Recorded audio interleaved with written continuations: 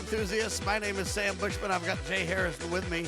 We keep an eye on tech so you don't have to. This broadcast is brought to you by networkprovidersinc.com. Think IT strategic leadership. Think a help desk that's just a call, a click, an email away. Think a partner in the true sense of the word. networkprovidersinc.com. Welcome to the show, Jay. Hey, Sam. How's it going? It's going really good. There's so much going on in tech, though. It's kind of crazy. It always is. It never gets boring. Memory's still out of control and way too expensive. The Ramageddon, right? Or I was going to buy a brand new laptop, but the memory was so expensive, the computer was so expensive, I just couldn't do it, Jay. You know how you get around that right now is find a laptop where usually you wouldn't want this, but find a laptop where the RAM is soldered to the board. Those are a lot less expensive because they're not being scalped just for their memory. So if you can find that, oftentimes you can find even DDR5, DDR4 memory that is kind of like or similar to the prices that we had before if you realize and know that that RAM on that laptop is soldered to the board. You're right about that. There's a lot of other issues by doing that, though. I kind of like components not soldered. Oh, yeah, me too. But it's kind of the trade-off, right? I mean, if you get it for $200 cheaper and you're like, well, I'm going to be good with 64 or 32, gigs of RAM for a while, it could make the difference, at least for the short term. AI-generated anti-ICE videos are getting the, what do they call this thing? Fanfic treatment. Do you know about this? I don't, but on either side, that's a problem. Whether it doesn't matter even which side you come down on, but you can't use fake AI videos to push your narrative, right? Or because it's going to backfire on you when people find out they've been duped. Say that these videos are fake, and they show colored people or black people putting ICE agents in their place, Jay. I think I may have actually seen this one. I have. The ICE agent is handcuffed and he's yelling, yeah. Like, oh, we're going to come, whatever. And then so it's like New York City cops, right? It's are like arresting him. Jay. Yeah, but the cop I think was black, and then there's a couple other New York City cops, and they're like arrested. I saw that and I immediately thought it was fake too, or AI. So I know the clip that you're talking about, but I think. Again, it doesn't matter which side you're on. If you use AI and you put up fake news and it gets found out, it's just going to hurt your side, I guess. I mean, maybe not. Maybe enough people will be duped by it that you're just like, hey, it's good. But I don't know. What do you think, Sam? I think it's just dangerous is what I think. Because right now you can tell the differences in them, Jay, and especially the more IT savvy you are and or video kind of savvy, some people just don't notice, but a lot of people can really spot it. Over time, it's going to get harder and harder and harder to spot, though, Jay. Yeah, but I think a lot of people may not, especially the demographic that whoever created that is targeted toward, they may not. Also, people have a tendency to believe what they want to believe. So if the narrative supports their own, ideals or whatever, they're automatically going to believe it, or they're going to have more buy-in. Whereas if it doesn't, then they're going to go, well, wait a minute, maybe that's AI. They're going to have some skepticism kind of built in. So that's, I don't know. Yeah, plays into it for sure. I find it very interesting, and I brought it up just because it's kind of the latest big, I don't know what you call it, scam out there, and it's kind of the top of the news pinnacle. Everything's about, the protests and everything going on there. And anyway, I bring that up. I also think that can't they use technology, Jay, to find out who the leaders are and the bad guys are in a lot of these, protests that go violent? There's got to be agitators. There's got to be people talking into their shoulder, talking into comms. It seems like you could use modern day technology to find out who those people are and then just quietly have somebody go tap them on the shoulder and say, you know what, come with me, son. And, you can take them out of the crowd. And I think that could be a way to really de-escalate. I think tech could be a real source for solutions there, Jay. Well, I saw an article that started to develop about that there were some coordination happening on Signal, and that Signal had been infiltrated, and that people were going to, they were going to expose some stuff. But that kind of just seemed like it died. I haven't seen much on that story. I don't know if you saw that. I didn't see that, but I find it interesting. They're also saying they're trying to develop I guess it's a Chinese startup on what they want to build a computer interface, but they say no implant required, Jay. Yeah. That's interesting. Elon Musk has the brain interface, but it requires wet wiring to your brain, like surgery and everything. Yeah, I'm kind of off that. Yeah. But are you on it if it's just like a helmet No, or something you put on and just not no, even to try, Sam? To no, try? absolutely not. Not You interested. responded too Don't quickly. want it. I'm just telling you right now, I'm off that. My brain was given to me by God Almighty, and I'm not letting man dumb it down. Not happening. Well, I would say that if it's something like that you're just putting on, I would test it. I'd probably be All willing to right. test. I'm going to But have Jay test it for us live on the air, people. I'm not getting wet wired for USB ports, though. I can tell you that much right now. Yeah, you want at least a USB 3.0 or maybe a FireWire port or something. Yeah, that's right. If An you're gonna do it, HDMI do it port. right. Okay, listen. Here's what they say about this thing. It's kind of interesting. They say they plan to access the brain with what they call non-invasive ultrasound technology, Jay. Okay. That's how they're getting to your brain, buddy. You in now? I guess I have to learn more. All right. I just wanted to kind of say that. I guess data centers are now driving the U.S. gas boom. Did you see this, Jay? No. They say gas projects in the U.S. pipeline explicitly linked to data centers. And so all of our natural gas is going to those kind of things. And there you go. That's interesting. Now, ICE is also using what they call AI tools to sort through tips. Did you hear this? That doesn't surprise me. I mean, I think everybody is doing that, right? To sort through. Well, I don't really get tips, but yeah, I know what you mean. I'm summarizing information. But I just talked to one of my clients too, and they used this big summary tool, and it got it all wrong. Now they're having to go back and manually work on it because the summary we just totally went out in the weeds. Yeah, we've seen that before. I don't mean to to be laugh. cautious. I just mean people have got to review their stuff though, and you can't just review the summary. People, you've got to review the long form, and then you've got to review the summary in context of long form understanding. You can't just because otherwise you won't know what you don't know, right? You got to know what you're talking about too. I mean, it reminds me of kids when they're doing math homework, and you're adding a couple of things, and you come out with this crazy number, and you're like, that doesn't even sound right. That's not even in the neighborhood, and you gotta look for that stuff. You gotta have somebody who's knowledgeable, who's reviewing that thing. I'm not saying that it can't make a small mistake or it might bypass, but if it's completely out in left field and hallucinating, you should be able to catch that, and there's really no excuse for that. There you go. Anyway, I just thought I'd bring those stories to your attention because I thought they were quite interesting, some of them for sure. And they're starting more and more autonomous vehicles. They're taking people to and from the San Francisco airport now with these things. So it's gaining on it too, Jay. Absolutely. You haven't been in one of those vehicles yet, though, have you? No, I have not. I've not been in a. I mean, I've been in a Tesla and some stuff like that, but No, not dude, while I'm it's talking about self-driving. sitting in the passenger seat and that dude's just driving along and there's nobody there to your left. It's weird. I have not. Right now, it is very bizarre. I think I've been on automated trains before, like at airports and stuff like that, but it doesn't really count when it's on rails. Yeah, because those are locked to a track, and all they do is go forward and backwards. Unless you intentionally put something in their way, there's not really a high risk of problem. Yeah, that's the equivalent of an elevator, right? Close, just flat, but yeah. Yeah. And really long, but yeah. All right, I want to hear about these second generation, what do they call these? AirTags. So Apple has just released, and I saw this because the iOS updated, and it said that it came out with the release for the successor to the AirTag. So they've got an AirTag second generation out now. It's their official successor. It was released January 26th. It's a tiny Bluetooth tracking puck that works with Apple's Find My network and allows you to locate things like your keys, your luggage, backpacks, stuff like that. And I use these actually quite a bit. I probably have a dozen of them. Yeah.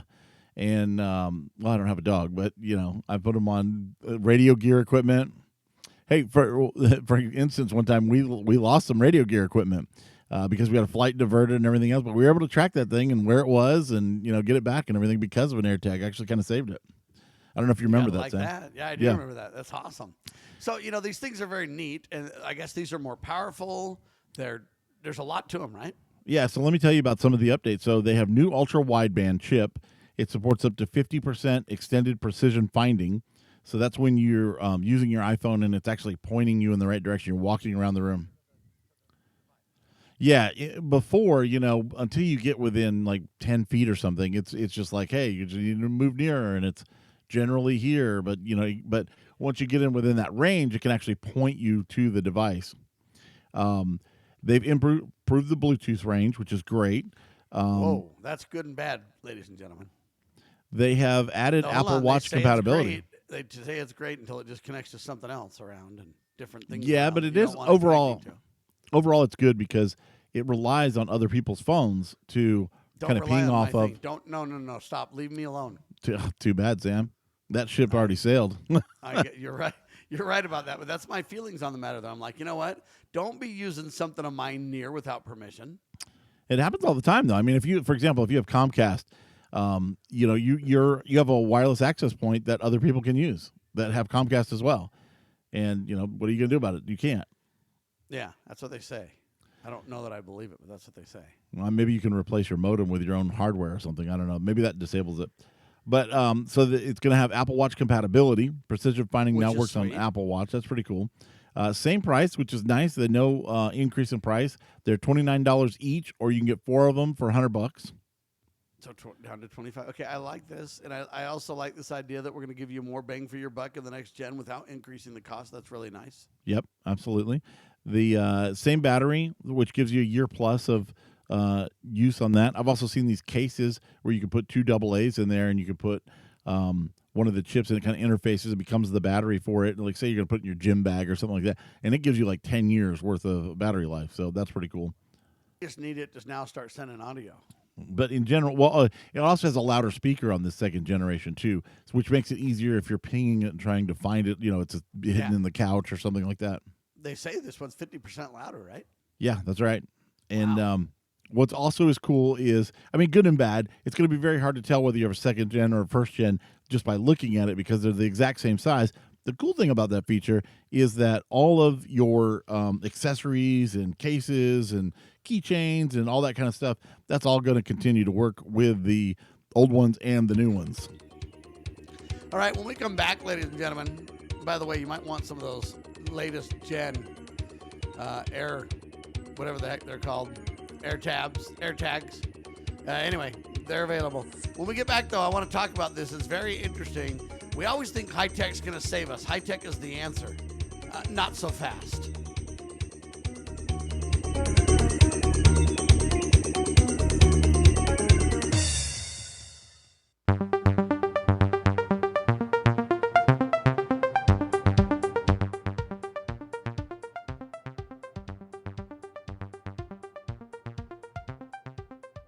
We're adding the video versions of the show to the site too soon. NPITechGuys.com, brought to you by Network Providers Inc.com. So, Jay, Amazon is shuttering its Amazon branded grocery stores. I know. I guess in their automated brand Go Markets is what they're called, eliminating 2 separate pieces to their push into retail. Now, here's what I don't understand. These stores were designed to be super high tech of the high tech when it comes to shopping. You'd literally walk in, it would basically, connect to their Wi-Fi or whatever it would do. It'd go ahead and just know who you are as a customer. It'd go ahead and just let you start tossing stuff in your cart, and it would just go ahead and do it just for you, and you'd be good, and then you could just leave. Yeah, it was very impressive when they first came out with these. But it's not impressive now, Jay. No, it's still impressive. It just, I think it's too much. I mean, they literally had hundreds of cameras in something the size of a convenience store, like a gas station, and you'd scan in your phone or whatever when you walked in. That's kind of what let you in the place, and then you just pick up whatever you want. You put it in your pockets, put it in your grocery cart, whatever, and walk out. And the AI looks at what you pick up, looks at what you put back if you wanted to. If you just change your mind, and tallies up everything and sends you a receipt when you were done. And it's pretty cool. These scan and goes. Or grab and go markets that they had. They also had their Amazon branded grocery stores, but they're going to close down the Amazon Fresh grocery stores and the Amazon Go convenience stores. The move is going to reflect a pullback from some physical retail formats that didn't meet financial expectations. So I think this was a cool idea and a cool pilot, but they didn't. I guess people just aren't using them enough. I don't know. Or they're not getting enough business out of it, or maybe it's just too much to handle all that AI, all of those cameras, in a store in that format. I'm not bringing it up to down Amazon or down anybody. A lot of these things are experiments. A lot of these things are, kind of case studies Right. to where they know the line of how, tech, in theory, this 46-point tech thing can work, but in reality, hey, there's gaps in it. There's issues with it. It doesn't work as easily as we thought it would. But the test is still valuable. They say the company is shifting focus towards online grocery delivery and improving same-day delivery options instead. They invest more heavily in Whole Foods. They're going to open new locations for those. They say some of these locations might even be converted to Whole Food stores as well. So I think they've got a plan working. If they use their Whole Food stores and then they basically do, delivered to you same day and everything else, they're getting closer to what Walmart's already doing, Jay. Yeah, and I applaud the innovation. I think it's wonderful. Agreed. And it was, That's why again, I'm it's saying very just because impressive. they're taking a step back, that to me isn't really as bad, knowing that it was an incredible experiment in the first place, right? Yeah, and they say that the checkout technology that's been developed for Amazon Go is going to continue to be used and licensed. So I don't know if they're going to use it in some stores or how that's going to be, but they're actually licensing it to other people. They also said that affected employees may be offered other opportunities to transfer within other Amazon roles. So it's not entirely bad news. It's a little sad because we love cool tech and Dude, to see that it's not working out. But I will say this, though. When they say that they're still going to be licensing some of this technology, this is what I mean when I said that they're learning where the lines are of what that we're really capable of today, right? And what we thought we were capable of, but maybe it's not so slick or so smooth. So I'm sure somebody's got an IT list behind the scenes of these things didn't work out well. What do we need to do to put them into the next gen? In other words, you're continuing working on the improvement of the pipeline of things. And so all I'm telling you is that they're going to roll out the technology they can license that they've said, hey, this is really successful and valuable. Might be geofencing stuff, who knows what it is, for theft. And I mean, there's all kinds of, but then they might say, we're not quite ready here, and then they're working on it. And so they may have next gens of those stores. They may come out with some kind of super vending machine versions of those kind of things. All I'm telling you is there's a lot of technologies that go forward. Even though we think that project is a failure, it might be, hey, we took away these stores, but 32 things advanced as a result of our... Anyway, I'm just saying that's how the dev world works, right? Yeah, and I've seen also, I think it was a Dollar General that was near this ski resort, and it was another thing like this where it's completely unmanned. You just walk in, you pick it up. I don't know if they're licensing that from Amazon Go, but I think that you're going to still continue to see this. I think this is an experiment that people want to have, where you can, a lot of Dollar Generals are like this almost before. I've seen Dollar Generals that aren't manned, or maybe the one employee's in the bathroom or something, and there's a self-checkout, and that's all there is. But I think that as long as we can get the trust issue up and the thievery down, I think that a lot of stores could, like a Dollar General or a very small convenience store, could go to this model where, hey, if everybody's trustworthy, you just walk in, get what you want, self-checkout, and you're good to go. And I think that'd be pretty cool. Yeah, the problem is how do you deal with it when somebody doesn't have the phone if nobody's there and they come in and they try to take off or whatever else. And that's where some of the geofencing technology kind of fits in and stuff like that in my mind to set off some kind of alarm bells that, hey, this device with this tag crossed this boundary and stuff like that. There's a lot to it. But remember this too, Jay, about some of this technology. They may, in their internals, and see, we don't have any of the internals from the case studies. We just know they're shutting the stores down, right? Right. But imagine if they said this thing works. It's 100% incredible. But it's a little too expensive because of these three things. Now what they're doing is they're basically getting rid of those stores for now. They're working on those things to decrease technology. So I'll give you a quick example. I work for a company that wants to use RFID in their warehouses. And RFID in the past was kind of hard and expensive to get done. Now the price is totally plummeted. You can literally get bay doors that have the right RFID scanner kind of camera on them, boosted with antennas, and anything you drive in within its range, it doesn't have to be line of sight or anything. Anything within its range just simply gets scanned and put in a data system of some kind or a spreadsheet or whatever you want. And it's incredible. And the price on those RFID tags have come down big time. And when I first looked at them, they were like 60, 70, whatever cents a piece. Now you can get them for under a nickel. That's amazing. That's incredible. And so it's a tremendous. So all I'm pointing out, and again, in defense of Amazon and some of these other forward-looking companies like this, they're going to take a step back, but they're also going to learn and they're going to have these points. And my guess is it all worked. It's just that it's more expensive than they expected. I would agree with that. Yep. So anyway, just found that fascinating, and we wanted to pass it along. Some of these things, when we keep an eye on tech so you don't have to, some of it's just fun to listen to, right? I realize it Right. doesn't solve your security problems. That's where you can go to networkprovidersinc.com for. They can take care of that. I know that we're not really a help desk on the radio and TV, but we're a bunch of good guys talking tech and talking about things that hopefully relate to you and your life, or at least, wow, I didn't know that. That's interesting. I also studied drone technology, Jay, and drone technology is really cool. It can do inventory counts and cyclical counts and all this kind of stuff. The problem with it is it's so darn expensive, you can't get it done. I mean, I talked to a couple of companies. They want 125 grand a year as a base, 3-year commitments. Wait, indoors inside of a warehouse, they're going to do. Man. Drones. Wow. It's pretty Now, cool. Drones It's flying just, or drones driving flying. around? Flying. Wow. I'm surprised that they would fly things around inside of a warehouse like that. Yeah, they're doing it. Anyway, but it's expensive as all get out. And so I told the people that I work for, I said, hey, you know what? These guys want 125 grand a year to do it. I'm kind of convinced we could develop something on our own if you gave us the toys to play with and gave us a little bit of a stipend to play.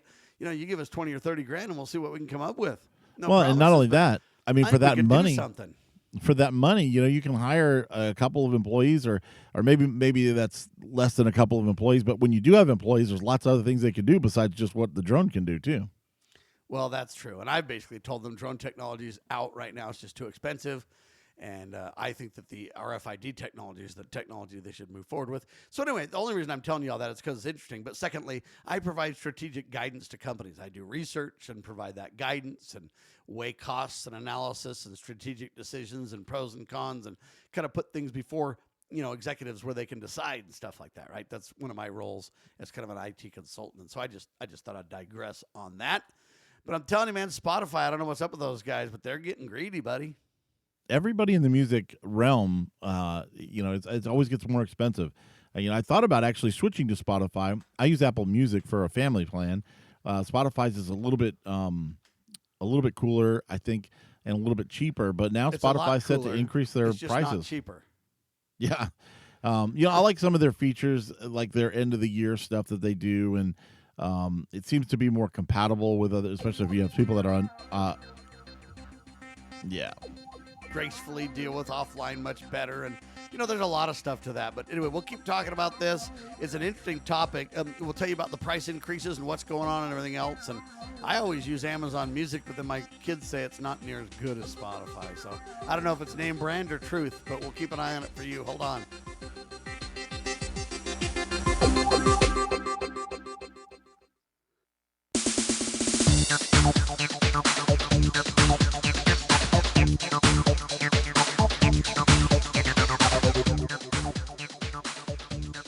Drones to your music box. We talk about it all on Tech Watch Radio. We have a good time talking about anything that just is techie, or sometimes the lack of tech if it's really cool. We talk about it all on Tech Watch Radio because you know what? We want it to be fascinating, interesting, educational, all wrapped into one. So, Jay, how much are these new Spotify prices? Well, Spotify is starting next month. The individual premium subscription is going to increase to $12.99 a month from $11.99, so it's going up to $13. The premium duo plan is going to rise to $18.99 a month from $16.99, so it's going up twice, or $2. I mean, yep, $16.99 to $18.99, so $2. The premium family plan is going to go to $21.99 from $19.99, so it's also going up $2. The premium student plan will be seeing a hike from $5.99 to $6.99. Existing subscribers will be notified by email about the new rates, which are expected to take place after the next billing period. And that's one thing I've always disagreed with. I think if you were an early adopter and you should be grandfathered into the rate. I see raising the rates on newcomers, and if you dropped off and came back, well, hey, you're at the new rate when you do. But I like the idea of the loyalty to customers when you get locked in, and especially if you have that, like say I've been on the plan where I'm got it for $4.99 a month. It would actually keep people that might otherwise dump it or take a break from it or whatever to just say, no, I'm going to keep that locked in because I got a great rate. These companies need to do, Jay, and it doesn't seem like they're doing a very good job at it. Whenever they want margins to be better, what they do is they just look at the consumer and raise the rates. And I think that can be done, and I think sometimes it's necessary, especially if you're providing more and more and more. But the problem is when you provide too much more, at some point, I don't want more. Or what if you're just providing the same and you're just like, oh well, inflation's Right. up, so we're going to just increase it, or we need to show more value for our stockholders or something, and it kind of the consumer, you're just left feeling, why am I getting fleeced over this just because you guys need to make more money?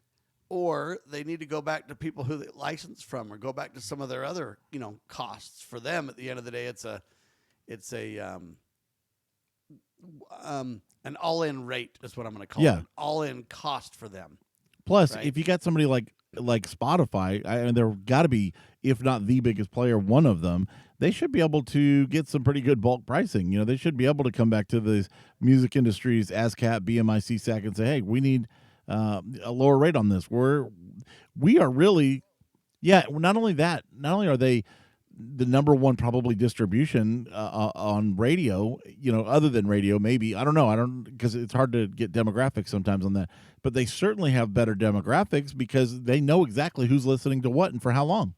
Well, and they also know people are paying for it too, making sure that artists get paid. And that's something really valuable too, because otherwise people just kite music. And, I'm not saying that's good. I'm just saying, hey, if people have these services, then they're not stealing it, they're actually paying. But I think you could find a way to go to your other people and say, listen, we've all got to kind of take a little bit of a hit here. Costs are rising. And I think they could push a little harder. They could, do things to kind of make it a better thing. And I kind of want the 80-20 rule with my music, Jay. I don't need every piece of music in there. I don't need, especially the people who want the biggest licensing costs or whatever. Jettison them. Play a little bit more hardball. Yeah, And we need that to happen in credit card companies too, because it's gotten to where companies are so sick of paying the credit card fees. They're just like, yeah, you can use a credit card, but it's 3% more. Yeah, they're going to pass on that merchant fee to customers. So You're going it's to see just that. going to come to the customer. And at some point, I think there needs to be a better plan, Jay. I agree. Now, in Spotify, their last price hike was just June of 2024. That wasn't that long ago.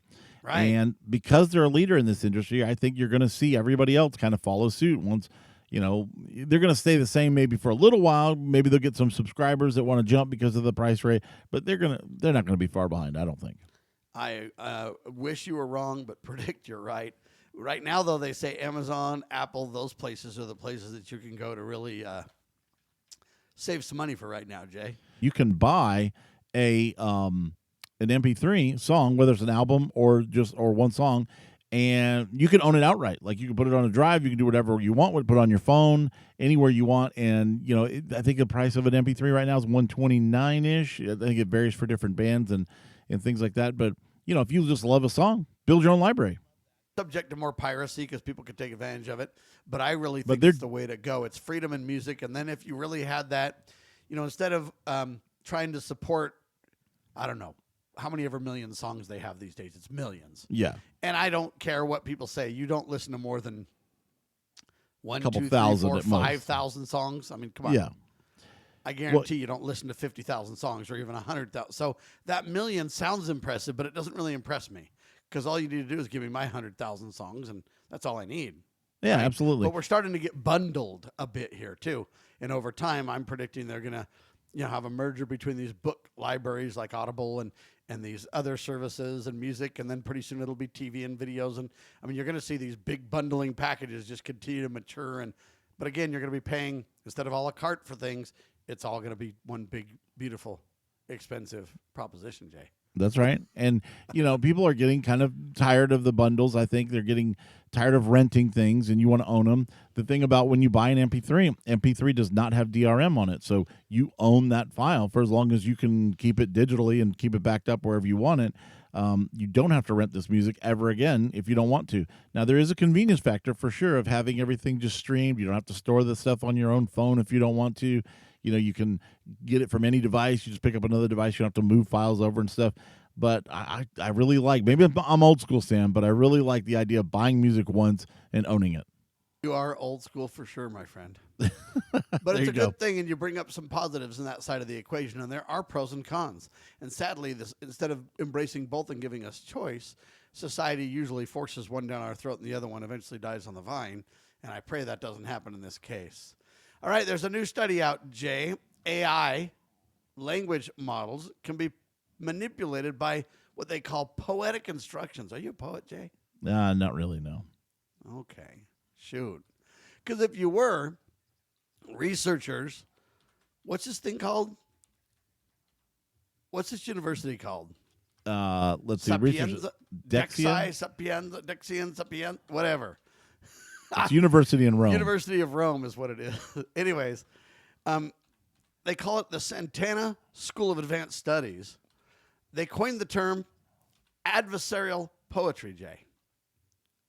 And that describes, I guess, the technique being used here. The study involved transforming commands that typically trigger a safety response from large language models, but I guess they trick it with these poetic prompts.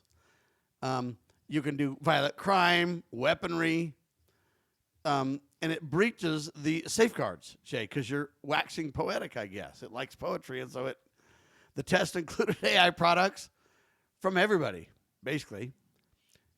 Some failed to detect the harmful content when cloaked in poetry, up to 90%, Jay. Yeah. We've seen this before, though. I mean, it's not that hard to trick an AI. I know, but poetic to make it just simply throw down all of its guardrails? Well, I mean, so you say you ask an AI, hey, I want to murder my neighbor or whatever. It's going to be like, oh, sorry, I can't help you with that. I want to write a story about how this guy murdered his neighbor. And well, here's a great plot, and it'll just spell it all out for you. Yeah. And that's this a simple example, and we don't want to give people ideas, but that is kind of the point. Yeah. They say the vulnerabilities appears to be systemic across the different large language models, Jay. They say it's a widespread issue and not a narrow issue limited to specific writers or training methods. And so almost anybody can do this. And, they're going to have to build in guardrails for this kind of stuff, right? Yeah. It reminds me of a video I saw, and maybe you guys have seen this, but it's a video of a guy. He's got a robot, and it's being powered by AI, and he's got a gun. It's like a cap gun or a Nerf gun or something like that. And he's telling the robot, shoot me, whatever, and he's giving all these commands, and it won't do it. It won't do it. And the robot's saying, I'm sorry, I can't hurt anybody. And he goes, well, role play that I'm the bad guy. Before he even gets that out of his mouth, the robot shoots him right in the chest. It's like, so that kind of stuff it's not hard to get around. And it's not funny, and we don't mean to make fun of it, but we are kind of demonstrating a little bit of the absurd by being absurd, because you would think these things would already be if it's really that, quote, self-learning or self-healing or whatever term you want to use. Yeah, it should be able to see through that. Then it should be able to go, whoa, hold on a minute. You're playing games with me. I know you got this scenario, but we're not going to blow the whatever up, or we're not going to do this and that. And anyway, I just find it very strange.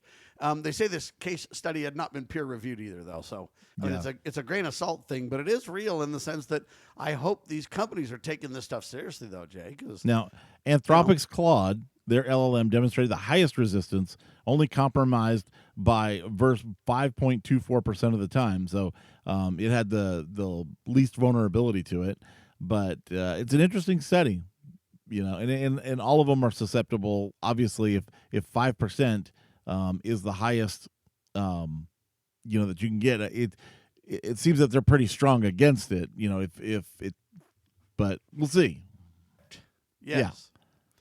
And that's why I'm saying they got to just kind of put guardrails on that stuff and everything else. The more I play with AI, the more I realize it's really valuable, Jay. But its value, everybody has overvalued it 1,000-fold. Yeah. But the reason I'm bringing this up is because I'm learning from experience that its value is in direct relationship to how well you know how to use it, how good you are at creating prompts that are meaningful and directive enough to accomplish what you want. Oftentimes, believe it or not, these chat tools run out of memory quickly. Mm-hmm. And the way you solve that is you create projects and give it project names, and then it can put the project name and index card guidance, rules, and guidelines to projects, and you can build projects and load and save projects. And when you do that, it frees up a ton of your memory, by the way, in your chat tools. And I bring that up because if you learn how to do things, it can't store gazobs of information. So your best bet is what you do is you work on things a piece at a time, a chunk at a time, if you will. And then when you get the results, you save it outside of the system. And then you tell it to save it, and it can save guidelines and markers and rules and details, but it doesn't save the actual text. So if you're working on just, say, a document, and then you get busy and you want to leave, you need to take the copy of that document, save it to a real document out of your chat or tools. And then when you want to work on it again, you say, hey, load this project, so it remembers all the details of the project, like on an index card, kind of an idea, with the guidelines, rules, expectations, and then you give it the text again and say, work on this.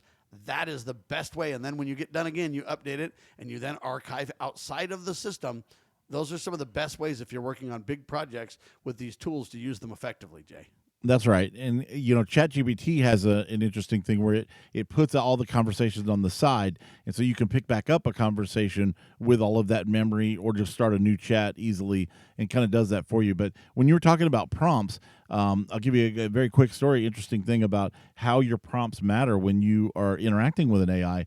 Just last night, my wife was trying to build a little poster, a flyer kind of thing. And she asked it, help me make this thing, and it described all the stuff, and it was kept giving her instructions for how to do this, like in Canva or something else. And she's like, why can't it just make the image for me? And I said, you got to be explicit. You got to say, make a graphic of this. Don't say, help me make it, because it's going to try to help you do this thing. Yeah, so it's very nuanced, very particular, and she was getting frustrated because she just couldn't get it to. And she's like, "It always produces before, and now it's just giving me instructions." And it's very subtle, but it's kind of a cool and interesting take on how you've got to be aware of what you're doing when you're giving it prompts. All right, when we come back, I want to talk about a story that's a little bit dated, but the concept is still relevant, Jay. We'll talk about it. It has to do with cybersecurity, law enforcement agencies, and the like. You're watching and listening to Tech Watch.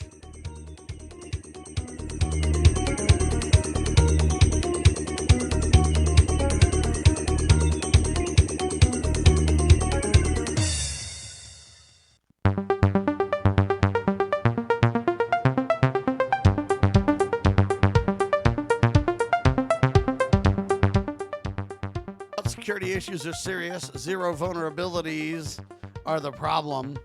This story's a little bit dated, but I think it really had some relevance, Jay, to bring up now. Go ahead, sir. Yeah, the federal cybersecurities and law enforcement agencies, this was back in November a little bit, issued a warning about the Akira, I think is how you say that, ransomware group, which has extorted over $244 million in the past year.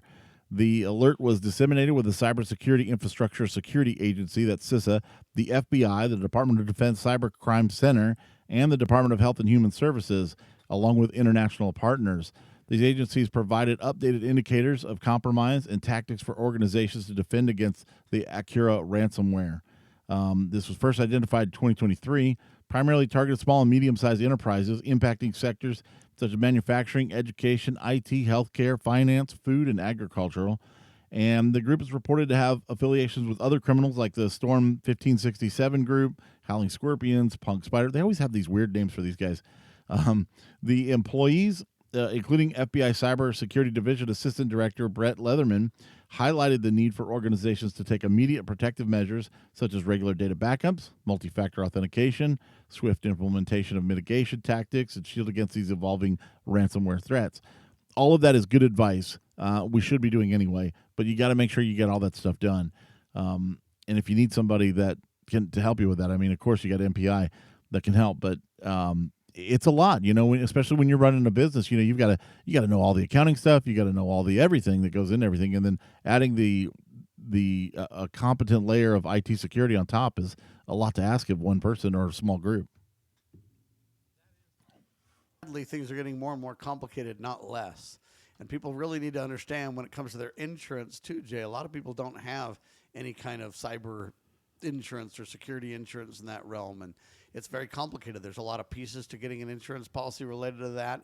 There's all kinds of guidelines and documentation that you need to make sure that you're compliant with, and if you do, your policy is valid, and if you don't, your policy becomes null and void. And that's right. That's scary. It is very scary, and it's something you really have to have a team that you can trust that can make sure that all those I's are dotted and T's are crossed and everything else. And, I'm not here just to only promote NPI, but I'm telling you, you do need a partner in this kind of stuff. When I started out in IT, 40 years ago or whatever it was,